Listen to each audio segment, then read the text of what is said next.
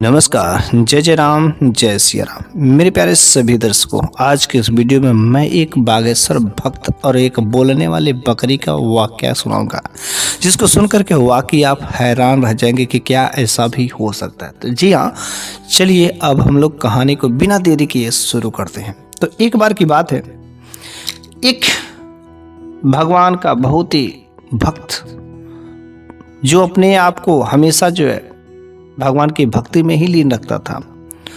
नित्य जो है सुबह शाम आरती करना, भजन करना, जिस तरीके से उनका सेवा हो सके, भक्ति भाव हो सके, उनमें ही लीन रहता था। लेकिन वह इस समाज से परे रहने के लिए, समाज से दूर रहने के लिए वह जो एक पहाड़ी पर जाकर के एक छोटा सा कुटिया बनाता है और वहाँ पर वह कुटिया बना करके, ताकि लोग मुझे डिस्टर्ब ना करें, लोगों से मुझे तंगी ना हो, और वहाँ पर वह भगवान की भक्ति भाव करता था।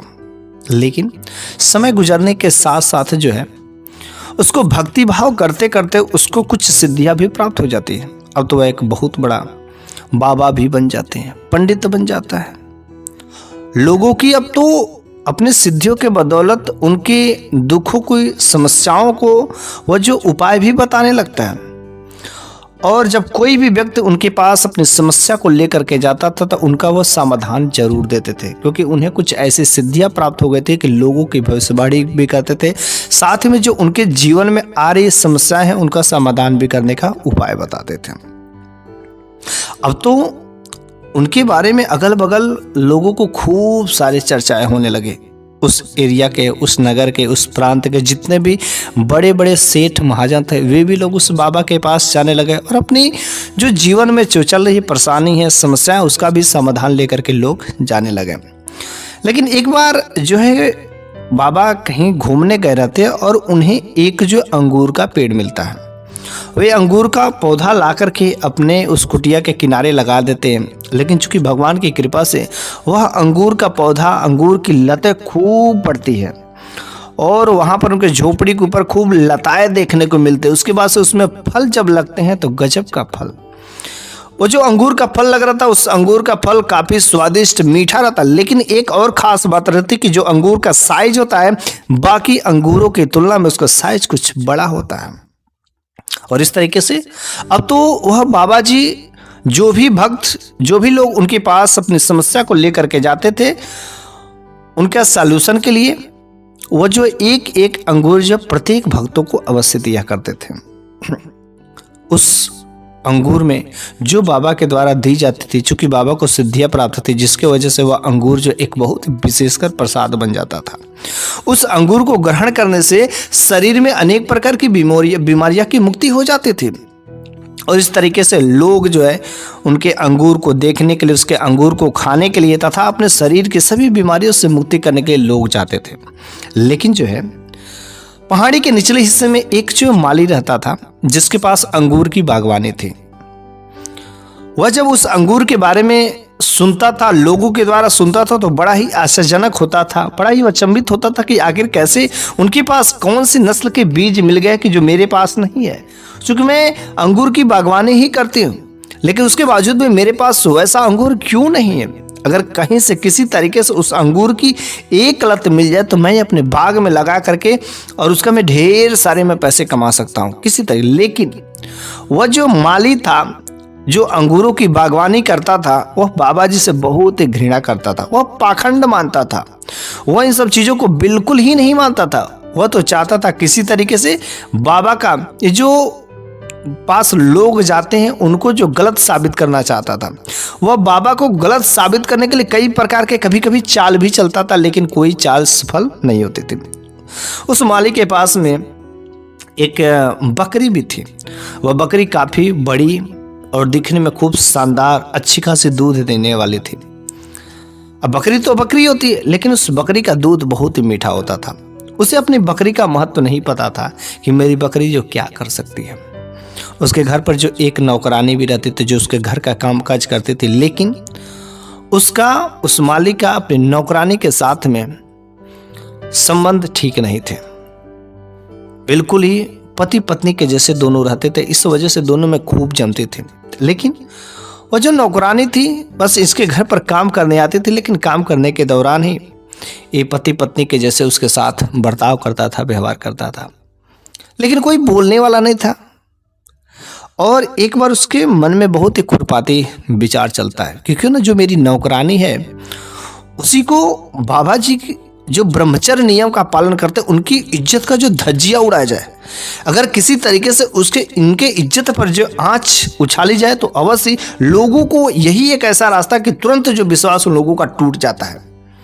और बस कुछ ऐसा ही उपाय किया जाए जिसकी वजह से जब उनका लोगों का विश्वास टूटेगा तो बाबा जी बस उनका सारा का सारा खेल ही खत्म हो जाएगा। और ठीक यही हुआ। उसने क्या किया, नौकरानी को बुलाया और नौकरानी से कहा, देखो तुम मेरे यहाँ इतने दिन से काम करती हो और मैं भी तुम्हें खूब जानता हूँ, और हमारे तुम्हारे बीच में क्या रिश्ता है तुमको भी पता है, मुझे भी पता है, इसलिए मेरे लिए एक काम कर दो। उसने कहा, बोलिए कौन सा काम करना। उसने कहा, पहाड़ी के ऊंचाई वाले हिस्से पे एक बाबा जी हैं, शायद तुम जानती होगी, उनका नाम मैंने बहुत सुना है। उनके पास एक अंगूर का पेड़ है, उसमें से मुझे एक अंगूर की लता भी चाहिए, साथ में उस बाबा के ब्रह्मचर्य को बिल्कुल ही अपवित्र कर देना। जो वह पाक बने हैं उनको नापाक करके बस तुमको आना है। यदि तुमने बाबा जी को नापाक कर दिया तो तुम जो मांगोगी, जो भी चीज़ पसंद होगा, बस मुझे वह मैं देने में संकोच नहीं करूँगा। और नौकरानी कहती है, मैं जो मांगूंगी वो आप देंगे। उसने कहा हाँ।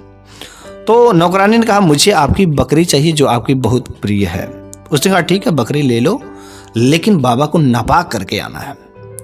और इस तरीके से वो बात तय करके वो नौकरानी उस बकरी को लेकर के शाम के समय में बाबा को नकाब करने के लिए उस बकरी को लेकर के पहाड़ी के ऊंचाई वाले हिस्से पर चल जाती है। रात्रि का समय रहता, वहां पर कोई नहीं रहता, बाबा अकेले ही ध्यान मग्न में लगे रहते।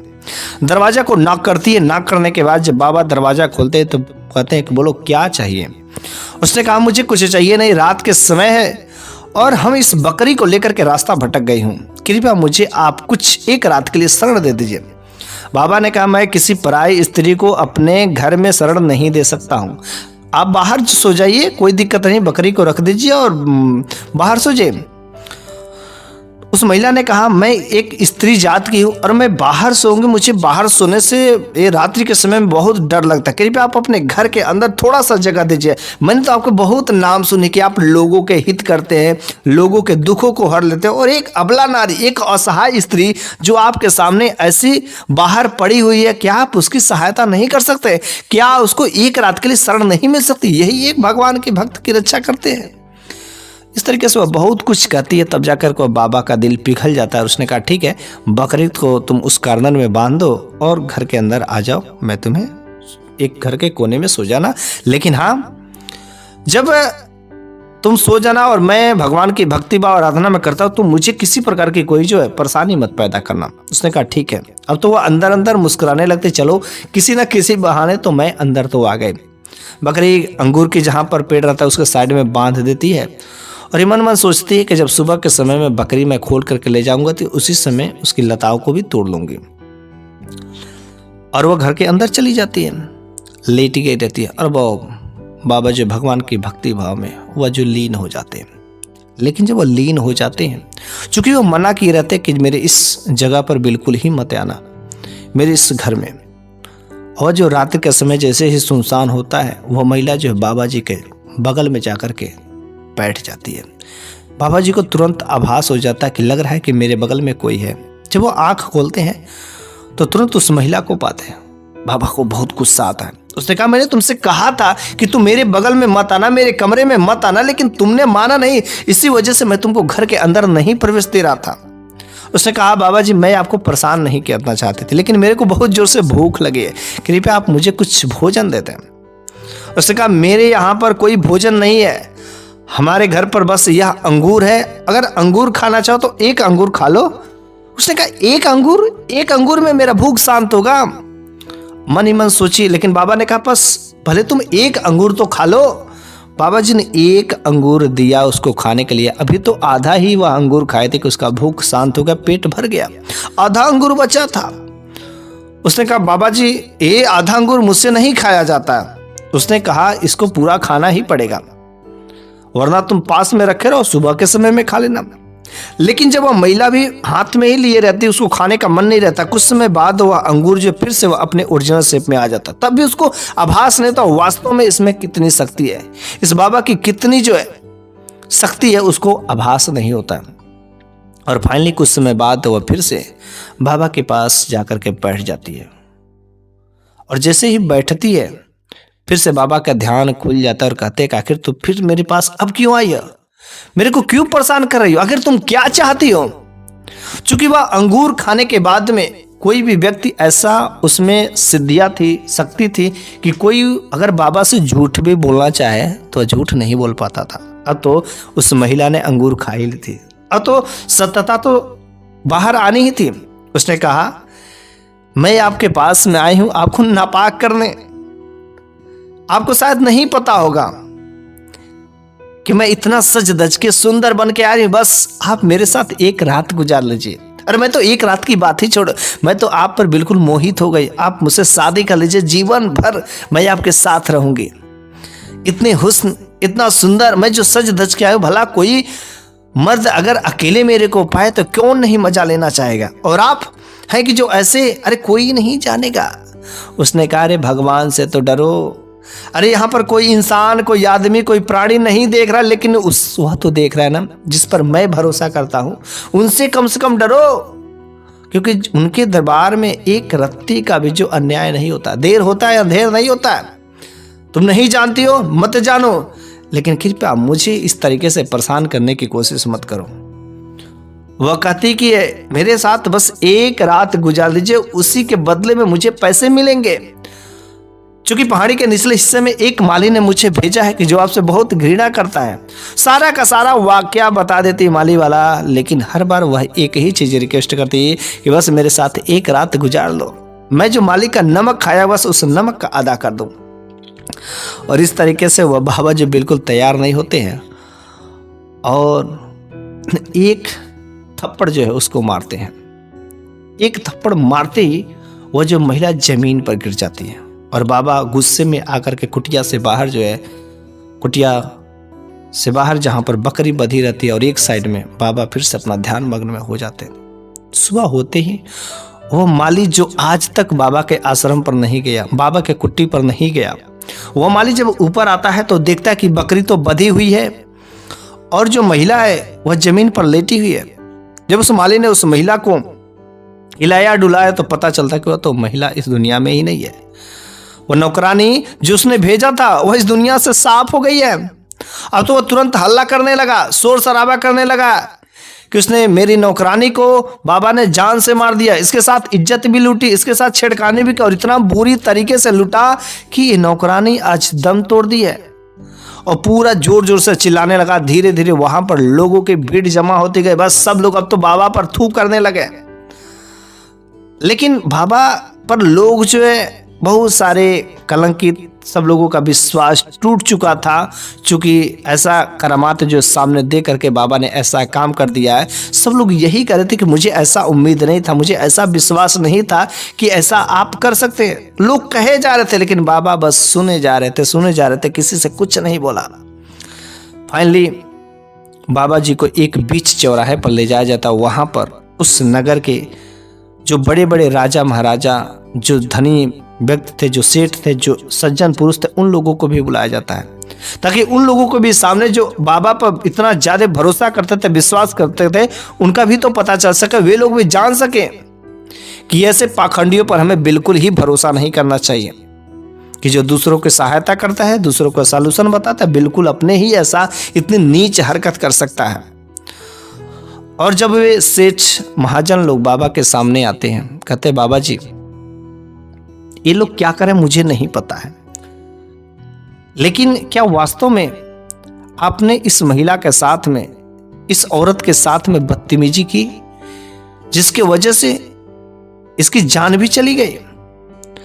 बाबा ने कहा आप लोग सज्जन पुरुष हैं, आप लोगों को मुझ पर भरोसा है या नहीं भरोसा है? क्या आप अपने दिल पर हाथ रख के कहिए कि वास्तव में मैं क्या ऐसा कार्य कर सकता हूं? उसने कहा मुझे भरोसा तो नहीं होता है कि आप ऐसा कार्य कर सकते हैं, लेकिन चूंकि ये लोग कह रहे हैं। उसने कहा ये लोग कौन हैं? शायद आपको हकीकत पता ही नहीं है। लेकिन यहाँ पर मैं कुछ भी कहूँगा, यहाँ पर इतने लोग मौजूद हैं, मेरी बातें जो है झूठ हो जाएगी। जब तक कोई आपको सही सबूत नहीं मिले, कोई सही गवाह नहीं मिले, तब तक आप लोगों को भरोसा नहीं होगा। मैं कितना भी साफ सफाई देने का कोशिश करूं, आप लोगों का विश्वास नहीं हो सकता है, क्योंकि यह एक ऐसी चीज होती है इस समाज में, कोई कितना भी दिन से, जो 100 साल से भी वह विश्वास बनाया हो, क्षणिक भर नहीं लगते और वह विश्वास तुरंत टूट जाते। ये ऐसी चीज होती है। और मैं कितना भी सफाई दूंगा, आप लोगों को भरोसा नहीं होगा। लेकिन ये इंसान जाते हैं, जो इंसान है तुरंत क्षणिक भर में बदल जाते हैं। मैं इन पर भरोसा नहीं करता हूं। लेकिन हाँ, एक बेजुबान जानवर वहां पर मौजूद था। वह अगर गवाही दे तो क्या आप लोगों को भरोसा होगा? गांव वालों ने तथा सभी सज्जन पुरुषों ने कहा, अवश्य मैं भरोसा करूंगा। बाबा जी ने कहा कि वहां पर जितना भी सारे कार हुए, वहां पर एक बकरी मौजूद थी और वह बकरी सारा सब कुछ देखिए। अगर वह बकरी जो है गवाही दे दी तो आप लोगों को मानना पड़ेगा। सभी लोगों ने कहा हाँ, लेकिन बकरी गवाही देगी तो देगी कैसे? क्या बकरी इंसानों जैसे बोलेगी? बाबा ने कहा मुझे कैसे करना है, आप मेरे पर छोड़ दीजिए, बस बकरी गवाही देगी तो देगी। और इस तरीके से वह बाबा अपने भगवान को याद करते हैं, कहते कि हे भगवान, मैंने तेरे बनाए हुए इस जात पर भरोसा किया है, विश्वास किया है। अगर आज तो इस बकरी के माध्यम से गवाही नहीं दिया तो तेरे पर आज के बाद कोई भरोसा नहीं है। मुझे अपने जान की चिंता नहीं कि आज मैं मर जाऊंगा, लेकिन मर जाने के बाद मेरे तेरे पर आज से कोई भरोसा नहीं करेगा, विश्वास नहीं करेगा, तेरी कोई पूजा नहीं करेगा। मैं तो झूठ में था, पागल था, पाखंडी था, ऐसा लोग कहते हैं, लेकिन क्या वास्तव में मैं ऐसा ही हूं? अगर आज तो इस बकरी को गवाही दिला दिया तो लोगों का भरोसा हो जाएगा और आज के बाद तुम्हारी जय जयकार होने लगेगी। इसलिए हे भगवान, इतने दिनों से मैं पूजा पाठ किया है, आज तक मैंने तुमसे कुछ नहीं मांगा, लेकिन आज एक भक्त अपने खातिर नहीं, बस तुम्हारे मान सम्मान के लिए, कि लोग तुमको झूठ साबित कर रहे हैं, लोग हे भगवान आपको झूठा साबित करना चाहते हैं, कृपया आप इस बकरी से गवाही दिला दें। और ऐसे वह भगवान से कहे जाता है। और फिर उस बकरी को एक अंगूर ला करके, जो बाबा के पास में था, उसने कहा कि इस बकरी को एक अंगूर खिला दीजिए, उसके बाद से देखिए कुछ चमत्कार, ऊपर वाले की करिश्मा होगी तो अवश्य ही होगी। अंगूर जैसे ही खाई, बकरी जो है बाबा के चरणों में गिर पड़ती है। बकरी बाबा के चरणों में नतमस्तक हो जाती है और वह लोगों के सामने इंसानी आवाज में बोल पड़ती है कि ये जो नौकरानी थी, ये जो औरत थी, बाबा को नापाक करने के लिए आई थी।